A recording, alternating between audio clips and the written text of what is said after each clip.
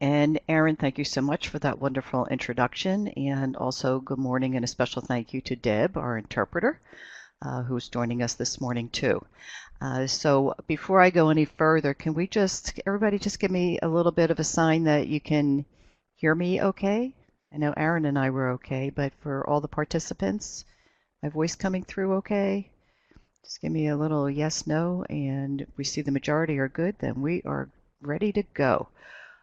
I see an A-OK. So Lynn, I'm going to take your A-OK as a sign that it's time to get on with this morning's program. So I welcome you to what is actually the 10th in a year-long series under the SMILE umbrella, which actually stands for the Swiftland Management Institute for Library Excellence. Today's topic is dealing with change. All of the topics that we have offered in the series to date, and I'll tell you about our remaining two topics, all, you might say, focus on the interpersonal aspects, the interpersonal dynamics of dealing with people.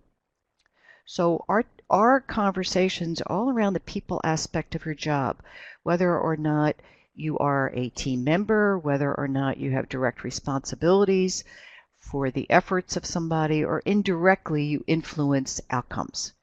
So if you are, I'm curious, how many of you are joining me for the first time, on this morning's webinar?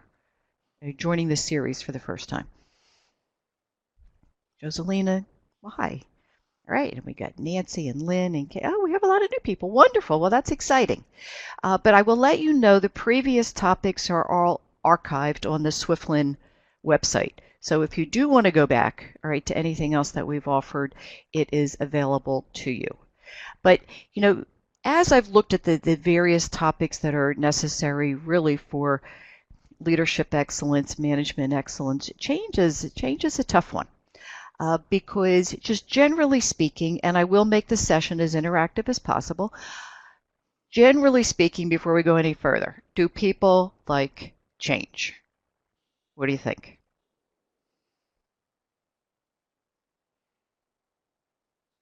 And, okay, all right, yes, there we go. Here are all the no's are coming in.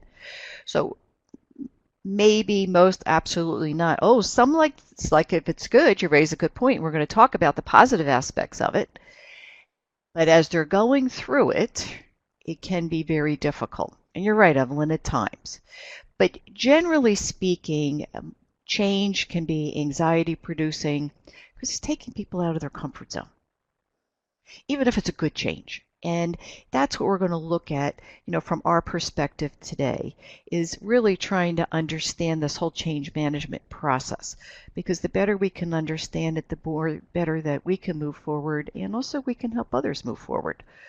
Because at the end of the day, we still have some outcomes that always need to be achieved. So for everybody, welcome. So I'm so happy that you're here joining me on this beautiful Southwest Florida morning. So as I said, this is the 10th in our series. Just want to give you a little heads up. We have two programs that are left under this year's umbrella. And coming up in August, is the topic, The Art of Negotiating, which will also be a webinar format just like this, from 10 to 11:30 that day. And it really is key because as you look at tying all interpersonal skills together, they're all interrelated. And negotiation skills are a part of life. They're very relevant to today's topic because many times you have to negotiate with others about what they're giving up in order to get them to move forward, or what they're adjusting to in order to help them grow. So come and join me again next month as we begin to look at negotiation as an art, because it really is an art and it's a life skill to master.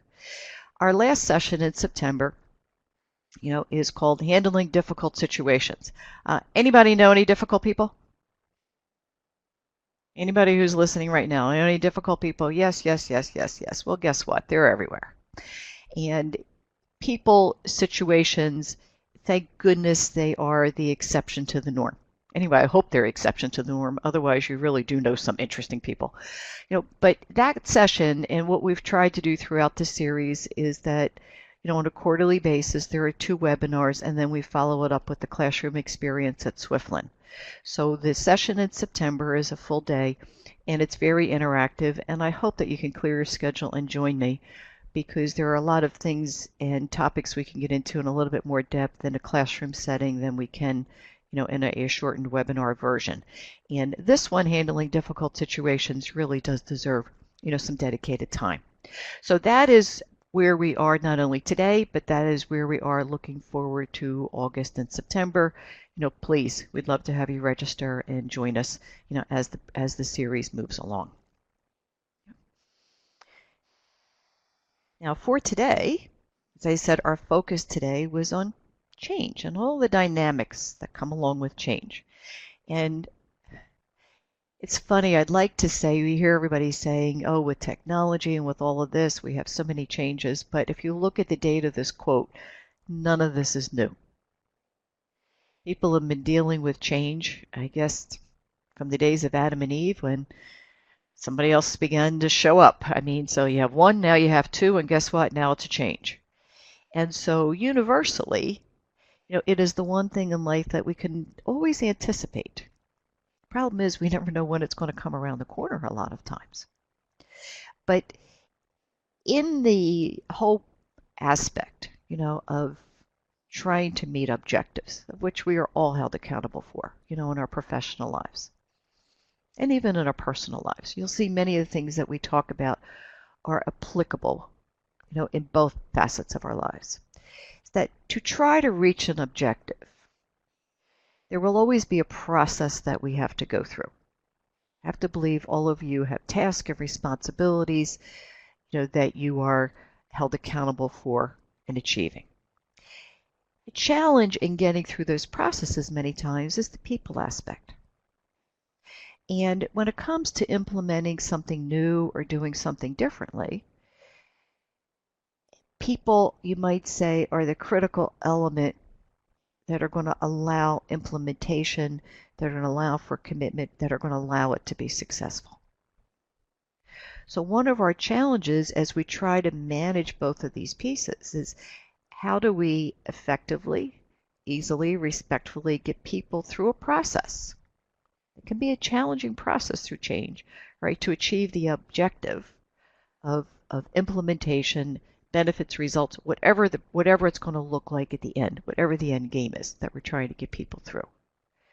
But if you just step back and look at routine and day to day, you're always taking people through a process to achieve an objective. Right? Sometimes there are some curves that are thrown our way, and those curves fall into that word of change. So our focus is going to be around that. It was ironic that as I was preparing for this session today, oh my gosh, hold on one second. I don't know what happened here. I don't know if you could. Oops.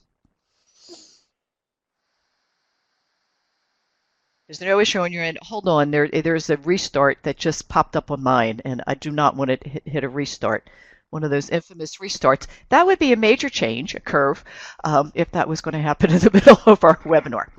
Which might just lead us to that point, which is a really good point, is I will tell you, no matter what, keep your sense of humor. Because the better you can laugh your way through all the changes and all the curves and all of the roadblocks and all the obstacles that come up in spite of the best plans that you make, the easier you get through the day. And that is really key. But I had started to say that, in preparing for this, I saw the news come across that Spencer Johnson, who was the author of a wonderful little book called Who Moved My Cheese, passed away this week.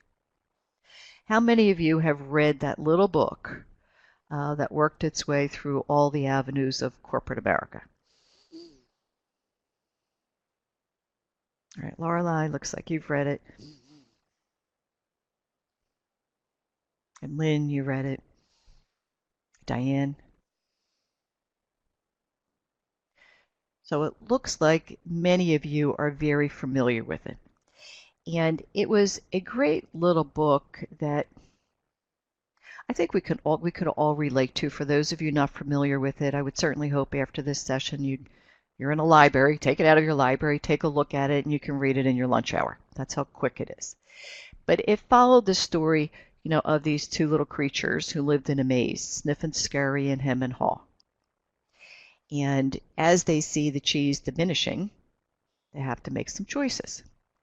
So Hem and Haw do what the majority of the world tend to do, is that they hem and haw and complain and moan and groan. But guess what? The cheese is still diminishing. Sniff and Scurry, on the other hand, see the cheese diminishing, and they begin to look for alternatives. Because one day, that cheese is not going to be there. And so a lot of it, really comes down to, when you read it, those little characters, as I read it, as I used it in many of my classes, became real for us as people. Because our cheese is always moving. And we have a couple of choices. We can move along with it and see how do we make it work for us, or we can plant our feet and resist and fight it and watch the world pass us by. I think it's a lot easier, if we figure out how do we move along with it and make it work for us and make it work for others if we have responsibility for others. But it's a wonderful little book. He was a co-author with Ken Blanchard and many others, in that 1 Minute series, and his passing is a loss, for all of us, because he could just take so many aspects of business and just write a good story about it. And we all have a story. So please, you'll see it on the reference slide at the end of our conversation. As a reminder, if you haven't read it, please do so. So in this, what we're going to focus on really, as we look at change, really from three levels. One is, we have to really know our audience, because how we announce it, how we gain commitment is really going to be key once we know the people who are going to be affected by it. Right? Second thing is we really have to know ourselves, because we're the ones that need to communicate this to others.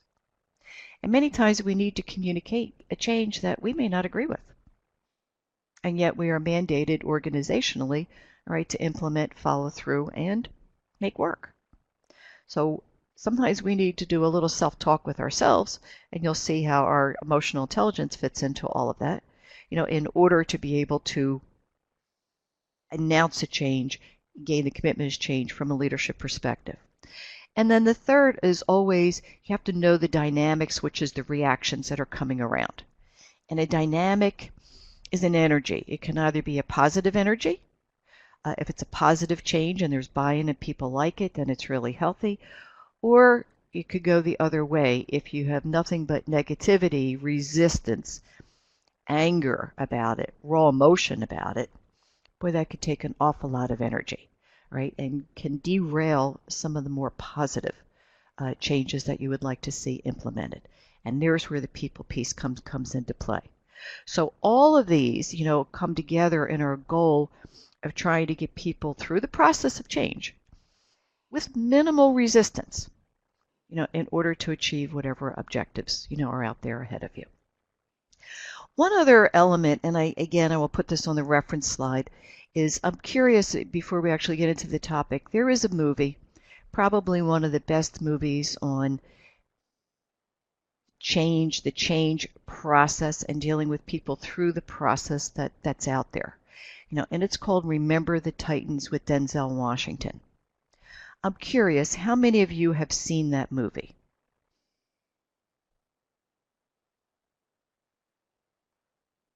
Lynn, you're right. It is a wow. It is probably one of my favorite movies, actually incorporated into the full day program on this topic. It illustrates change at every level, from the coach to the team. Oh, Autumn, good. You showed it to your teens a few weeks ago. I bet you had some good conversations around that. And, it really takes it from the individual, from the coaches, who had to adapt to each other, all right, to the team, who had to learn how to work together, to even the little daughters, in the way that they had to get along. That's what I mean. It goes from individual to team, all right, to a whole societal change, at a time that really was a very difficult time, in our country, and trying to pull people together. So it's an Excellent, excellent movie. That again, you might say if I'm giving you a bit of homework afterwards, the books that I've recommended are short, sweet, and to the point, and also try to watch this movie. I'm sure you can stream it, but it's in the library, and you will really find some value to it. It is way beyond just the topic of football. So, having said all of that, let's get down to work here. Several of you said, some people like change as long as it's positive, as long as it's good. Well, let's start with the positive. I always believe that you have to do this. It's always a good way to start your day with a little bit of gratitude and a little bit of positive. It's always a good way to start your team meetings with a bit of positive. And especially when you're going through change, you want to be able to recognize those small wins and progress that you make on an ongoing basis. So let me hear from you. What do you think are the positive aspects of change? What makes change positive?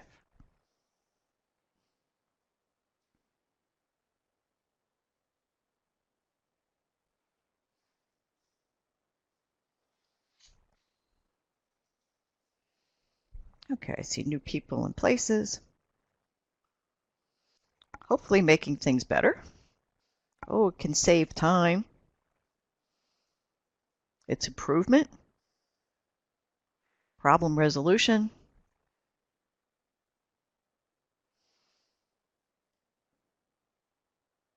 Right, it keeps things fresh. We can get very comfortable with complacency. Um, New outcomes.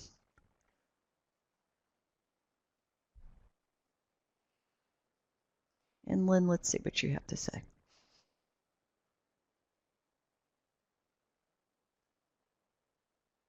So you can work better and, oh, you're right, Lynn, kind of cleans out the dead wood, all right? Lynn, cleans out the dead wood that's there, right? And you start to see the theme here, that change allows us, for something new. It can be exciting. It's fresh. It could be a new way of thinking. It allows us to grow. It allows us to advance. And hopefully, where we look at the outcomes, is the outcomes, will allow for time efficiencies, ability to work more effectively, improved processes, some solutions to ongoing problems that you might have. That's your goal, that's your objective.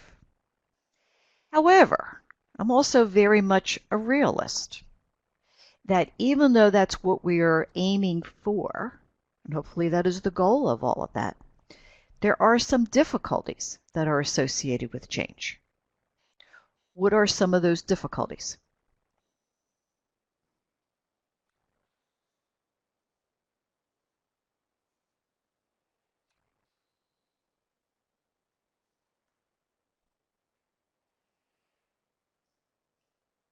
Here we go. Unknown. Here's that fear of the unknown. Old rules, out of comfort zone. People set in their ways. How many times do you hear all this? Having to start over, anxiety of unknown.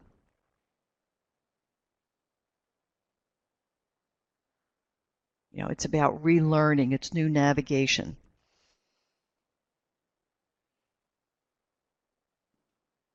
You're right, Lynn. Some are too quick, too many. Some managers don't include the team. We're going to talk about communication on that. It may not make sense. We don't understand it. And Jocelyn, you're right. We may be afraid of mistakes. And especially when you take a group of individuals who have been doing something for a period of time, one way, and now we're implementing something new. That's very scary. And on and right, change for the sake of change without full follow through, is really very self-defeating principle. So there is a theme. If you look at all of this, on the positive side, right, we hear those words fresh and new and time efficiencies and improvements and problem resolution. However, when we flip, if we had a big chart up here and we flip it on the other side, we're hearing with difficulties, that word fear, the unknown, out of the comfort, mistakes, relearning. So even though the outcome can be a positive outcome while we're going through the process itself, it can be very difficult. There's a credible fear that comes with the unknown. And when people don't necessarily understand the change, completely, well, then they tend to think more negative than they will ever think positive. Do you all have a rumor mill where you work? You have rumor mills in your libraries?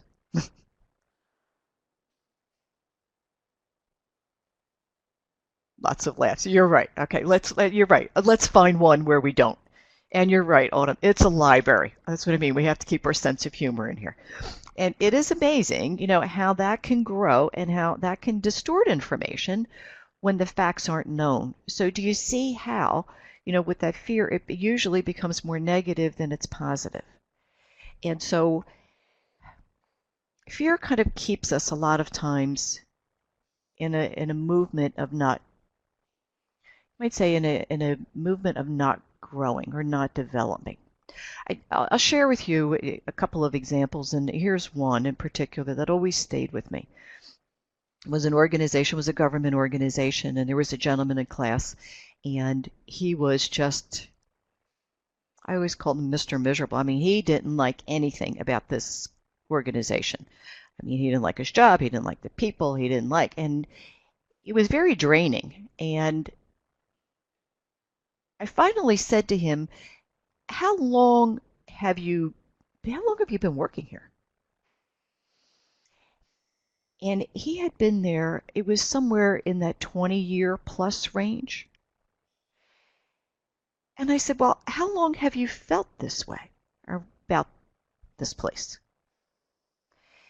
And he said it like almost like it was a badge of honor. I've hated it from the first day I've walked in. And it was a wow in the class. And I said, you come here every day? Every day. Hating what it is that you do. And in my mind, I'm thinking, I feel sorry for the people that he works with because negativity has a residual effect on others. And he said, yes, I do. He said, because how do I not know that it's any worse someplace else? There was a comfort in misery because it was known versus a discomfort possibly finding something much better because it was new and it's different. And I never forgot that and realized, and that was very eye-opening, to realize that even though it's negative, people will stay in it because they know it instead of taking a chance. And the power of fear, all right, that kind of keeps us from moving forward, into the unknown. So how do we have to step back and say, how do we help others, including ourselves sometimes, from that perspective?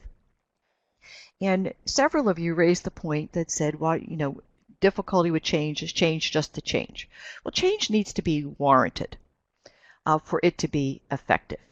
If we're changing just to change, well, then people begin to see through that and begin to question why, and it gets harder and harder to gain commitment to keep moving forward with all of this. This exercise here, is one that, I'll share with you because when you have resistance or you're looking at growth, you always want to have a forward-thinking headset. I've seen that phrase, and it's always, I think resonates with us. It's 7 words of a dying organization. That's the way we've always done it. You might say that's the theme of Who Moved My Cheese, or any of the books as it relates to change, that we have to be open, all right, to being able to move forward. And so this grid that I have up here, is an interesting exercise to take people through. If we just look at, all right, let's look at the library profession today. Let's look at the library profession today. What types of changes are you experiencing now? What are you facing now? Digital, absolutely.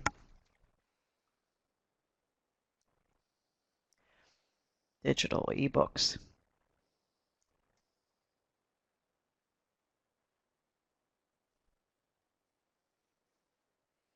Outreach.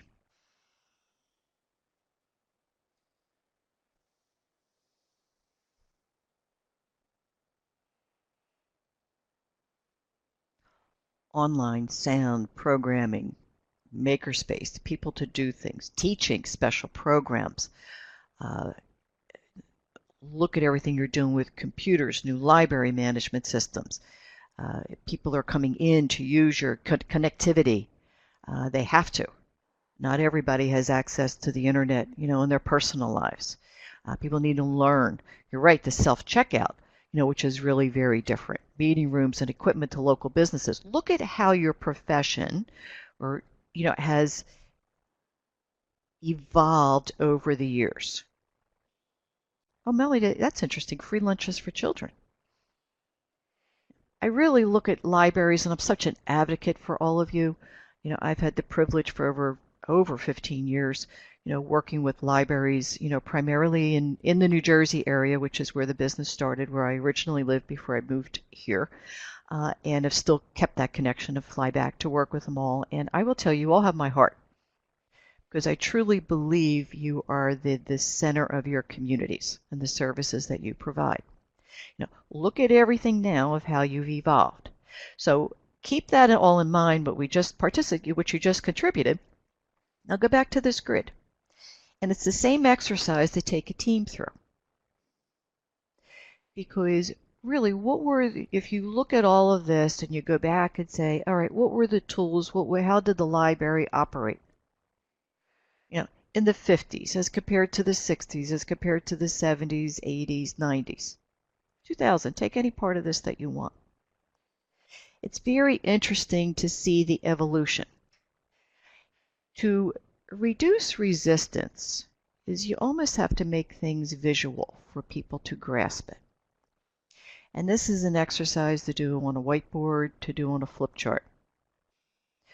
Because guaranteed, those in 1980, whatever changed from 1970, had the same reactions that we're having now, in 2017, about all of the changes that are occurring, all right, and everything that's evolving right now. None of this is new.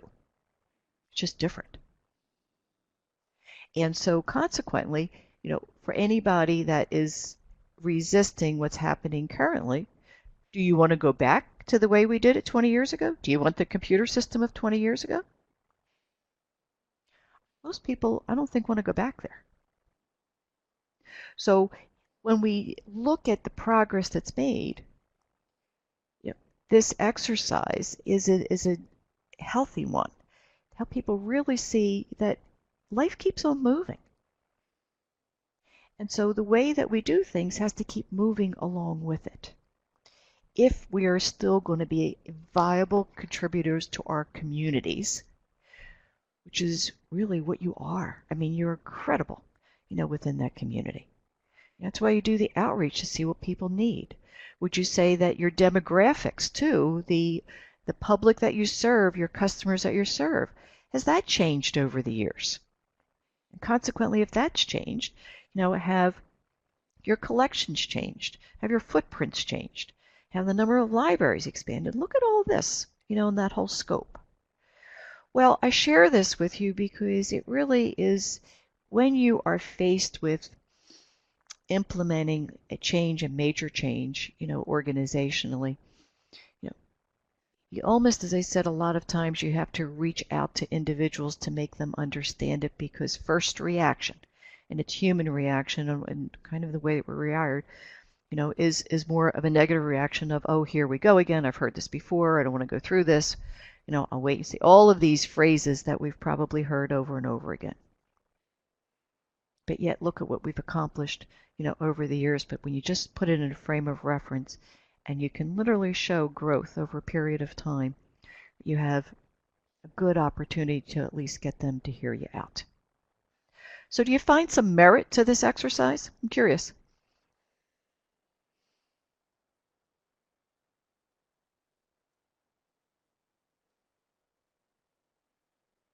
Yeah, it's a great idea.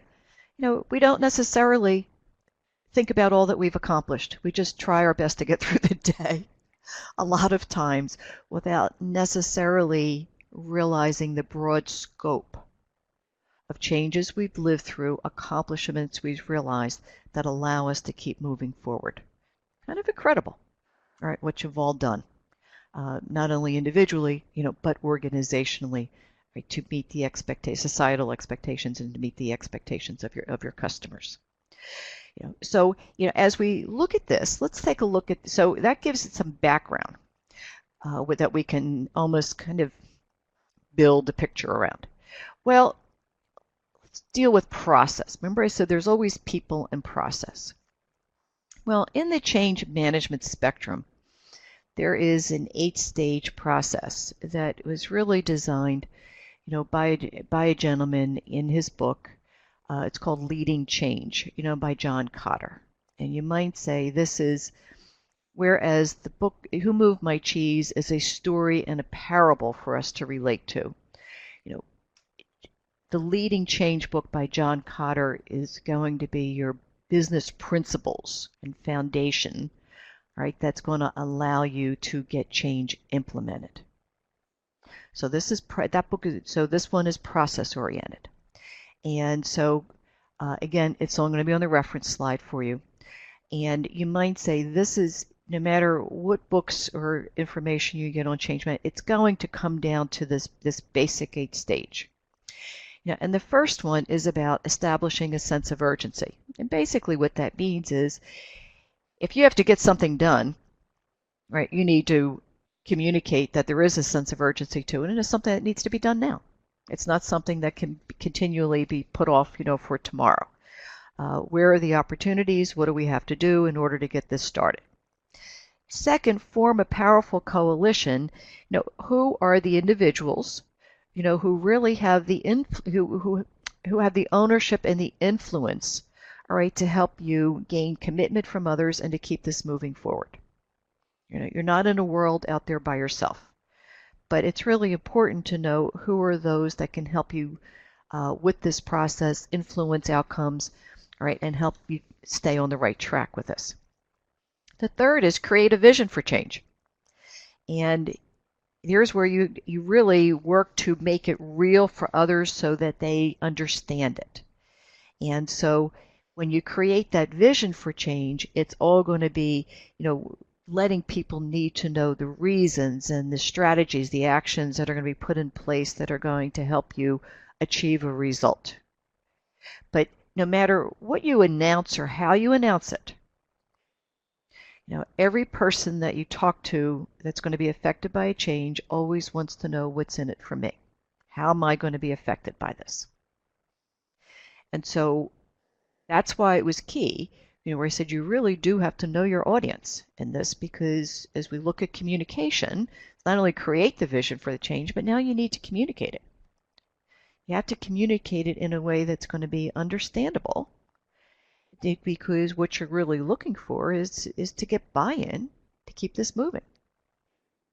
And so to get that buy-in, you want to remove the obstacles that might be in the way. Old policies, procedures, etc.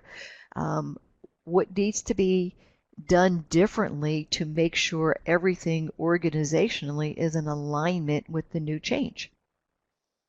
Because inadvertently, there can be some ways of doing things that are interfering with that, or even the flow of people, right, can be an obstacle. How do you keep the flow moving, in such a way that it's constructive and it's effective and it's efficient? Identify short-term wins. Remember we said always look at the positive? The more that you identify the short term, don't just wait till the end of a project, but literally post your accomplishments. Where are you? Again, I'm a fan of visual. People see visual, it makes it real. At the start of every meeting that you have, review meeting, the progress, what have we done? And so consequently, it keeps people motivated because, remember we say, keep your sense of humor, because there are going to be days you're going to wonder, why are we doing this? And so we can laugh our way through that. Let's step back. This is what we've done. We are making progress. We're moving forward, even though it may be little or seem little at the moment. You need a lot of short-term wins in order to get to the big one. Continue. If once things become, implemented, you always want to build on the change. You always want to go back and assess, is it meeting those outcomes that you wanted?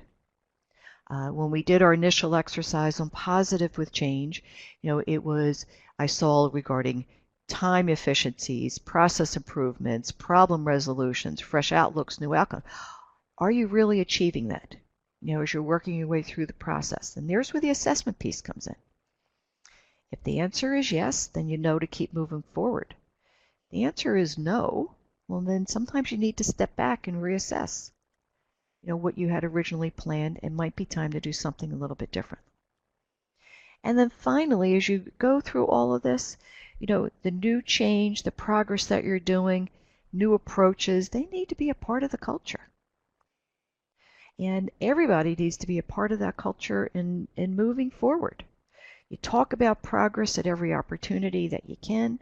You incorporate change conversations, into your meetings. You hire new people. That's your theme, of continually, advocating for new, fresh initiatives, things of that nature, so that as change, or change dynamic works its way organizationally, via your culture, your values, your next go around when you have to implement something may not be as scary because you did follow a process.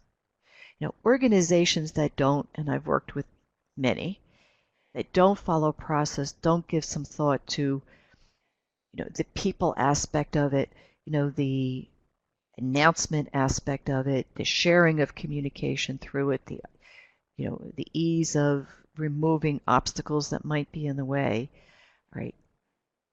Really don't end up, with an implementation that's a very effective one. Sometimes they can be incredibly painful.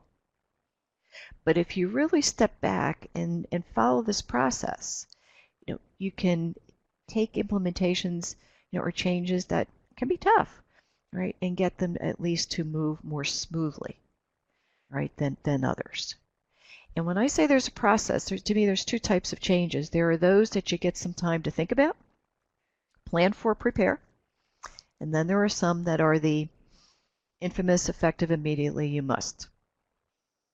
But even those effective immediately, you must kind of step back just for a couple of moments, right? And don't just react to it, but think about it, and put in, put in as many of these elements as you can, in order to just say, all right, this is what we need to do. How can we do that?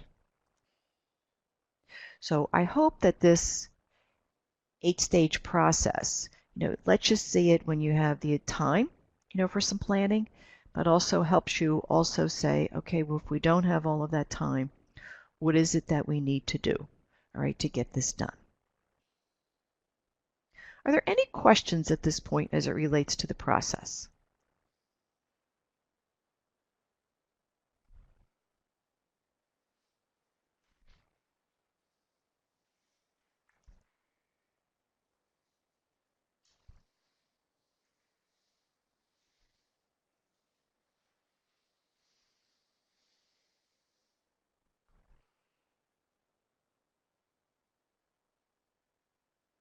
You should, Jocelyn, yes, you should have your list of goals. When you're creating, a vision for a change, even as you go into all of this, you have to know what the change is all about and what's the outcome that you're leading people towards. I mean, that's really so very key. And that really starts the whole process, as to getting people to commit to this. Where are we going with all of this? Nancy, you mentioned how to achieve it in short term with lack of a final vision. Well, a lot of times that final vision, the final vision should be clarified, but in a lot of times they're not clarified. So what are the goals that you need to achieve short term that are going to get you on that path? It's hard a lot of times because organizations want to get something done, or they know they need to change, but they haven't quite figured out what to do or how to go about that. And consequently, when it's not defined, it's harder, all right, to get some of that buy-in. But what do we have to do? And there's where a lot of times you do better getting people on that short term, to look at things short term. Let's look at this and see where it's leading us to, as we try to define, what that strategic vision is going to look at. There usually are two things that we always tie together from a leadership perspective. There's that operational piece, right, that keeps us going day to day. And then there's that strategic, which is more of a longer term vision. When it comes to change management, you're kind of marrying both of these. And that's what makes it somewhat difficult, because your business doesn't stop running while you're trying to do something new. And so consequently, you can see where there's some difficulty that comes in with all of that. But we do have to lead people through that. And so with this process, we have to get people through this. And so stick with me a bit about the buy-in, right, as we move into that people aspect of it, because that's really key. People are going to make it real. And you need the commitment and of people in order to get something done, and done appropriately, especially in moving forward with that. Oh, you're welcome, Nance. So look at this next slide, please. Work along with me here. So keep that process in mind, because it's always people and process. Situational leadership. For those that you may have joined me in the last session, which was leading from the middle, you're going to see two models that we discussed there, in today's topic, in the context of today's topic. Situational leadership, in my opinion, is probably the best model of leadership that's out there, because the premise of this, for those of you not familiar with it, is that you need to adapt your style of leadership to the development level, of the individuals you have responsibility for. And that is just Leadership 101. And when it relates to change management, it's even more critical that you know your audience and where they are developmentally and what they need from you. So for example, if you look at the bottom of the screen, you see the arrow that says D1. And D1 stands for the development level of basically a new person. Go back and think about the days when you were hired and you were brand new. You came in. What is it you wanted to know as a new person? Which was all of the basics. I mean, you even want to know when you're going to get paid, when is break, how do I find my desk, how do I get in a computer system? Well, at that stage, right, you're now at the top where you see the squares, your style of leadership would be a directing style, as I give you a quick review of this. Because individuals who are new, they want to be told, they want to be directed. They want somebody right around, right, to tell them they're doing right or doing wrong. And so, but those individuals who come in new, right, begin to grow. And that's why you see the growth in the arrows, and they move into that second level, that second development level. They've been around for a bit. You've been watching, you've been observing, and your style, is more of all of these is about loosening up a bit of the monitoring that you need to do with them, should shift up to that coaching style. And now you're seeing, do they need additional training? Do they need some additional coaching? Do we need some resources for them? What else do they need? Because at this point, they may not have all the capabilities to do the job. But they're learning the job, until you get to that third level. And as you look at levels 3 and 4, you might say people are more experienced in their professions, and in their positions at this point. So your style shifts and communication becomes more two-way on that side of the grid, versus the other.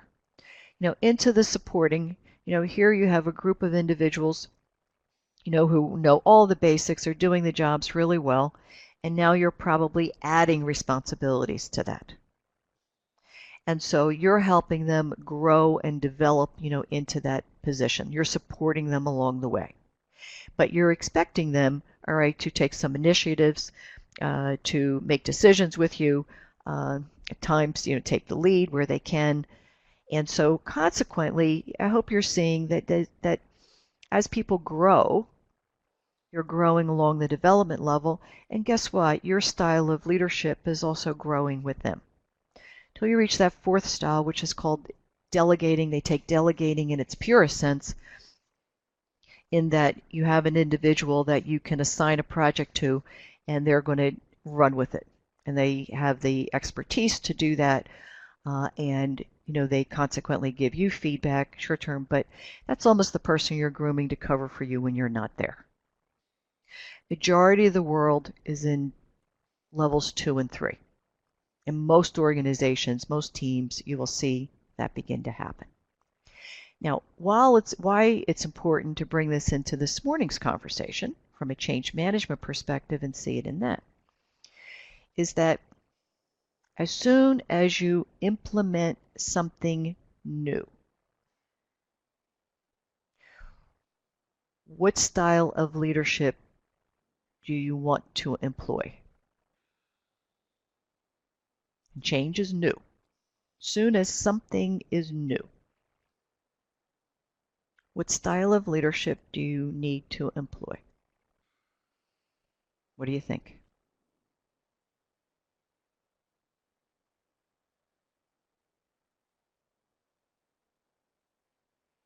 No, not coaching. No, not coaching. Where you're skipping over something if you go right to coaching, which is what most people do. All right, but I'm seeing Diane and Lori at directing. Melody, not supportive, because supportive, you have to realize that we have individuals who are further up on that scale, right, and being able to do their jobs. But here's what's really key, is that we can have people, at various levels of their job. Are any of you new supervisors? Anybody a new supervisor? Okay, Autumn. All right, let's use you for an example. You're a new supervisor. Do you have experience as a librarian, as a professional in the library world? You've Yes, okay. So you might be an experienced, and I'm just going to say an experienced librarian. So at that level, Autumn might be, a 3 or a 4. However, when it comes to being a new supervisor, on that management side, the day you take on that new job, that aspect of your responsibilities, you're at level 1. And so we can have individuals, who are at various levels depending upon their position and responsibilities and tasks that are associated with that. But as soon as you hear the word new is the key in order to go back to that directing style. And I'll tell you why. So we have this grid. Keep this in mind. Okay. What I provided for you, right, and this is just for you so you can download it, is an explanation of the different leadership styles that we just discussed. But I try to include, whenever there's a model, a slide that explains it, because I won't be there, all right, to answer your questions at that point for that. Right, but let's keep in mind, as I just said, we have somebody that's new supervisor, we might say new computer system, even though they're experienced, working for your library, in their profession. So now let's look at this case study here. All right, take a moment and read it.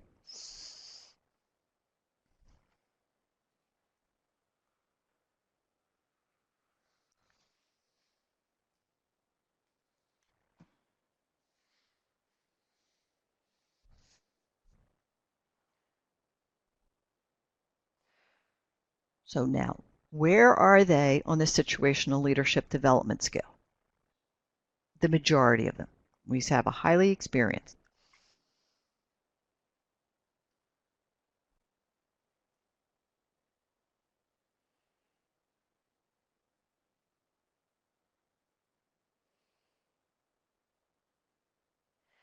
Okay. Professionally, they are probably, at that level, somewhere 2, 3.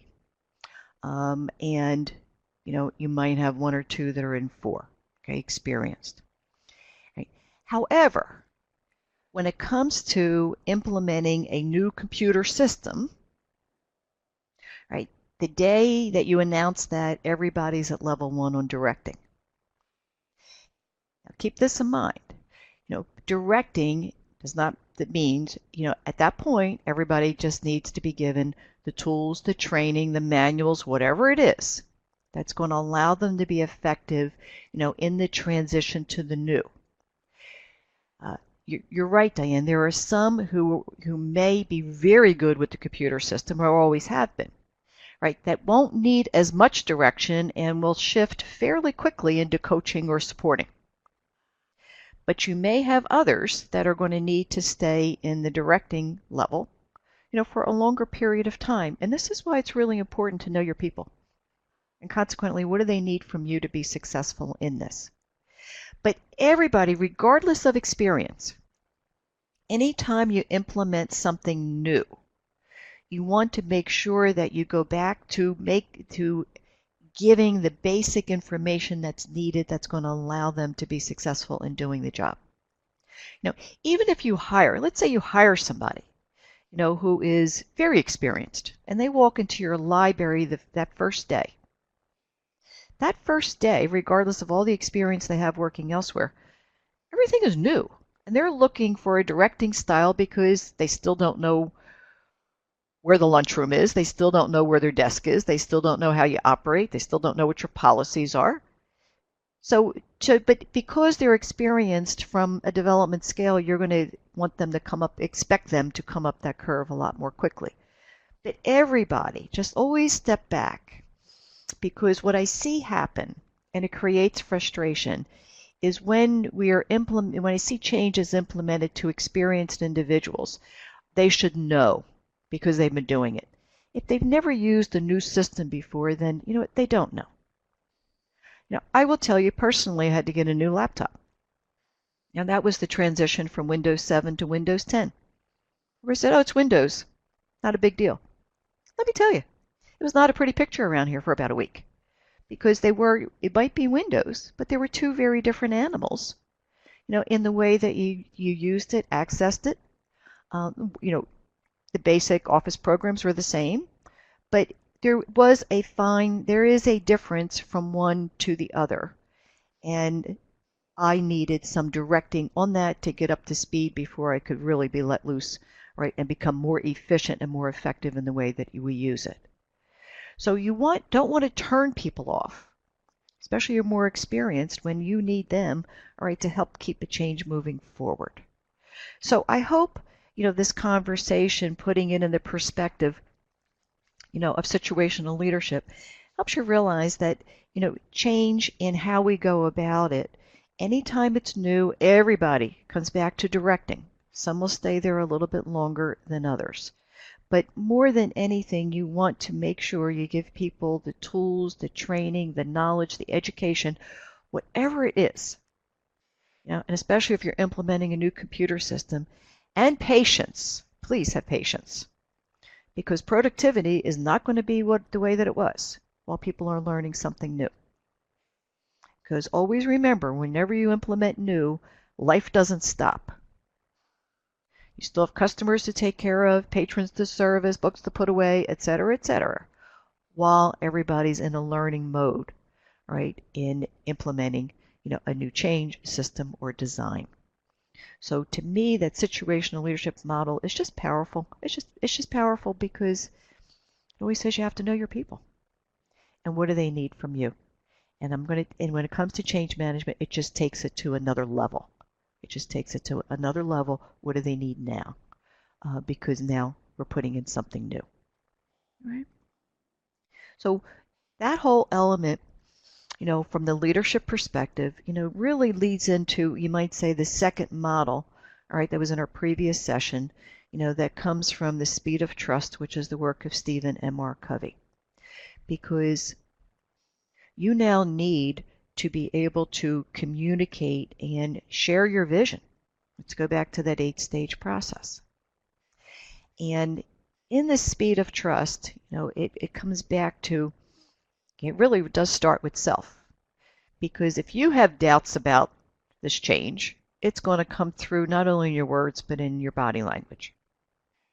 So many times we need to step back, wrap our heads around it. There's that seeing piece, change the way we see it, think about it in order to have it affect the way that we speak about it, especially as we announce it, share it, to individuals in a way that our body language, shows confidence and belief, in this path that we are taking people down. If we don't trust in ourselves, and that comes through, it's going to be really hard, all right, to get people to follow your vision.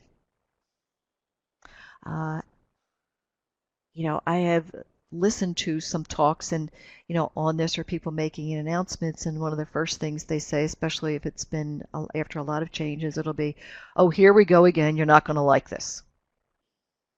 And you know what? They just set up everybody not to like it. How do you know? Some people may, or see it that way. And if there's any of that doubt, that's why it's really important.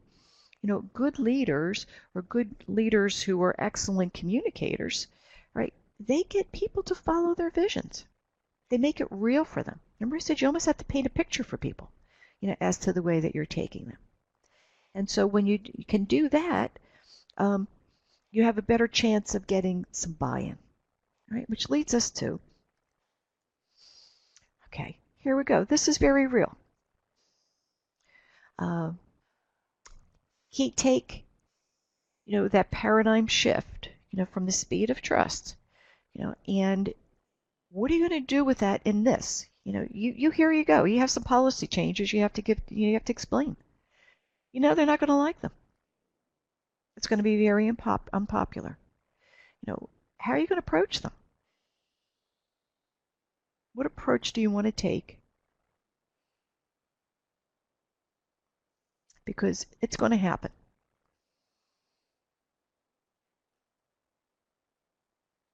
You'll be there to coach them, Mira, that's true.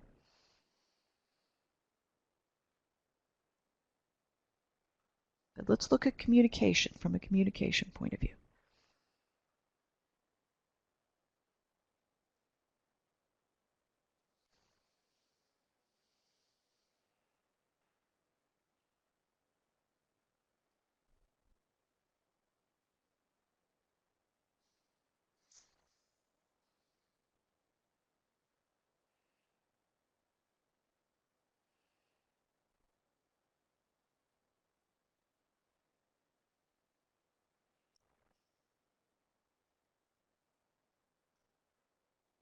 Sure, it's understood as to why absolutely they have to know why the change is being made.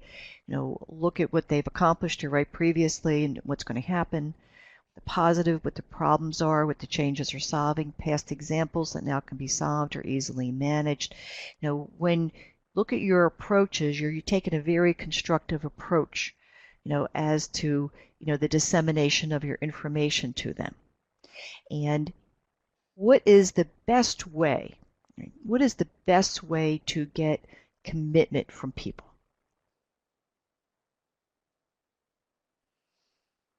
When we talk about implementation, what's the best way to get commitment or reduce resistance from people?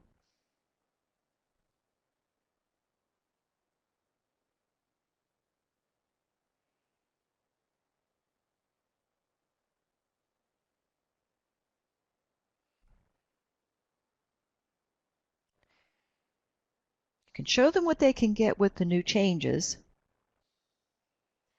That's it, Lynn. Ask them, to join in this. Get them involved. Try to get their input. Listen to what they have to say. The more that people are involved, can almost guarantee less resistance will ensue. If people don't know, they're going to push back. Supporting them, I'm looking at honesty, teamwork, keeping lines of communication open, is really going to be very critical. And even if you don't know something, it's fair to say you don't know. So open communication, goes a long way, to constructive tone in your approach, open communication and involvement through implementation to the best that you can. There are going to be some changes that are going to be confidential in nature, not everybody's privy to. Remember, we always go back to those types of changes. But when people are going to be affected by that, why not see how we can, what can we do with all of this? Get rid of the word problems, right? With challenge, even challenges, or how about opportunities? We have some opportunities, to move forward. We have some opportunities to make some things easier. We may encounter some challenges along the way, but I'm sure we can rise up to that because we have done that in the past. Right? See the difference in approach when you keep it very constructive, all right, and don't go down the path of negativity, because once that happens, all right, negativity will definitely supersede everything else that's going on. But the whole goal is to try to keep people moving forward. So in your communication, and there's a lot of power in the way in which we communicate, right?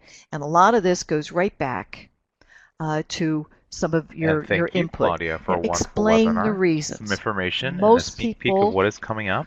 will work with Attendees, you we if they encourage you to join understand us on why. Wednesday, August 16th for our next management Second, webinar, Art of ask for their Negotiating. reactions. You're right. You are all Also, in we this thing encourage you together. to look at next week. Everybody We needs have to know 3 that. wonderful webinars. On I Wednesday, always say July that first 19th, meeting we when have you're announcing Accidental this, ask Systems for their Librarianship. reactions. Get it all On out in the Thursday, open. July 20th, we have And Copyright if and people want to Digital complain or Libraries. whine, And get on it Friday, out. July At least you 21st, know we where have they H's stand. for Hidden That's why you're Barriers, listening. Workplace Success Through Clear up, Inclusion. but you know what? It only We happens encourage in you to one look at meeting. the upcoming webinars and The rest of the workshops in months meetings are, ahead, and hope you're how all do we able to join address us it? for How do we future move training forward? opportunities. Right. As Clear up always, keep checking misunderstandings to the best Swiftlund's of your continuing ability. education calendar Right. on our Get brand new involvement, website, request the ideas, Swiftland open it Facebook up, make it page, two-way right from the very the beginning. emails on our distribution list, Ask or for their look for the support. You need email to on the know Florida Library listserv. whose buy-in you have. Thank you all for attending, And and then have a follow wonderful day. through on information, follow through on feedback, follow through, and keep the lines of communication open.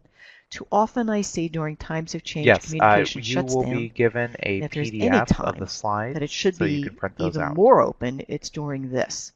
Remember, when people don't know, they think negative. And that's the last, you do not want that dynamic to work its way through your team or residually to the organization, or even more so